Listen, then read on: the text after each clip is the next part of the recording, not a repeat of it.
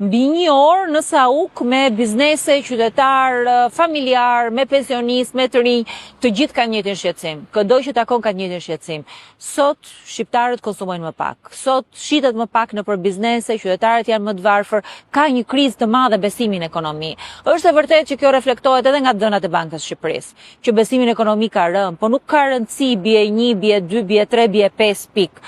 Rëndësi ka që sot ekonomia shqiptare po lëngon dhe kjo krizë besimi që reflektohet në shpenzime, në më pak të ardhurat për familjet, në biznese që shesin më pak, në konsum më pak dhe në çdo tregues tjetër në ekonomi, është problemi i vërtetë i ekonomisë shqiptare.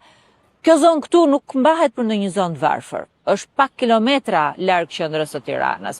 Nuk mbahet sigurisht as për nga më të pasurat, por këtu reflektohet pasqyra e Shqipërisë. Këtu reflektohet ajo që ndjen sot çdo qytetar shqiptar, vështirësinë për të mbyllur muajin.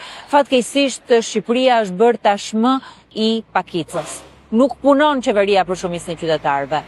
Është e pamundur sot në Tiranë, në çdo qytet tjetër, t'ia dalësh me punë të ndershme. Këtë duhet ndryshojmë. Sistemin e pakicës. Shqipëria duhet jetë e mundësive për çdo. Për çdo shqiptar që me punë të ndershme, me dinjitet, do t'ia dalë. Për këtë arsye protestojmë dhe me 8 maj.